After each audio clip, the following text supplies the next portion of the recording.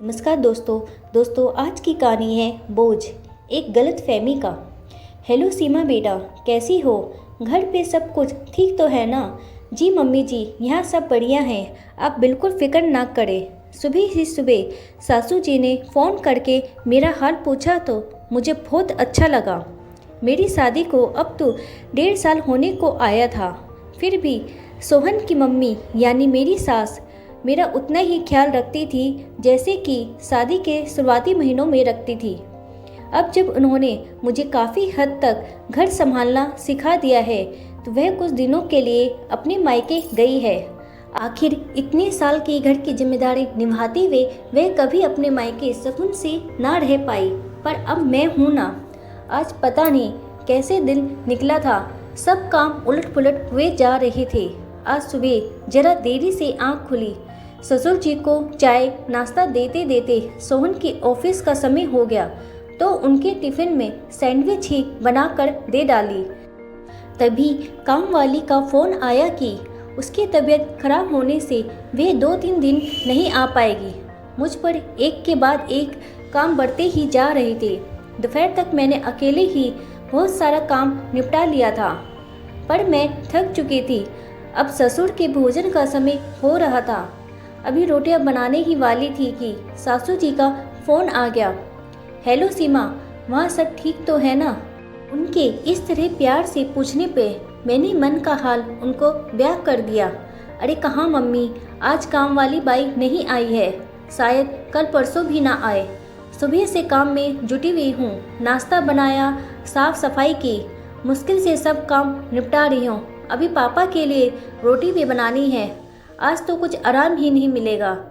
ठीक है बेटा कहकर उन्होंने फ़ोन काट दिया, पर मुझे क्या पता था कि मेरा हाले दिल उनको बतलाने पर इतना बड़ा तूफान मच जाएगा।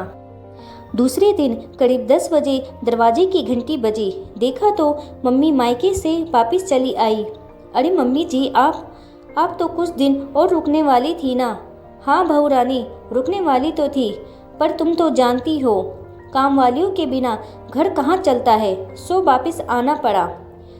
मैं कुछ समझ नहीं पा रही थी, पर उनका लहजा देखकर वह नाराज है यह जान गई थी, क्योंकि हमेशा मुझे बेटा कहकर पुकारने वाली अब मुझे बहू रानी कह रही थी।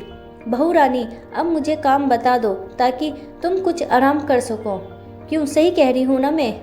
उन्होंने कुछ चिढ़ते हुए मुझसे कहा। मम्मी जी, काम तो हो जाएगा, मैं कर लूँगी, आप चाय नाश्ता कर ले, मैंने सरलता से कहा। पर अब सासू जी के मन का ज्वार बाहर आ गया और वे कहने लगी, क्यों, कल तो तुमसे कुछ हो ही नहीं हो पा रहा था, कल तो तुम मुझसे सारे काम गिनवा रही थी। अरे तुमने तो तुम्हारे पापा जी की रोटियां तक गिनवा दी। मैं तो तुम्हें अपनी बेटी समझती थी, पर तुम मुझे अपनी काम वाली समझ रही हो। वह तो अच्छा हुआ जब वहाँ मैंने सबको ये बताया कि तुम आज परेशान हो, तब उन लोगों ने मेरी आंखें खोली कि मैं नहीं हूँ इसलिए तुम परेशान हो, क्योंकि तुम्हें सारा काम करना पड़ रहा है, तभी तुम मुझे सारे काम सुना रही थी।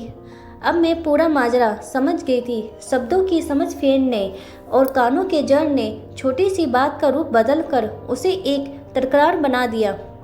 मैंने बिना किसी गलती के इस गलतफहमी के लिए माफ़ी भी मांग ली, पर फिर भी एक तीस सी है।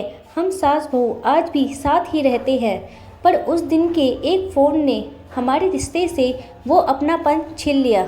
नज़दीकी रिश्तेदारों में कभी कभी ऐसी छोटी बातें ज़िंदगी भर का गम दे जाती है और उसका बोझ हम ज़िंदगी भर ढोते हैं।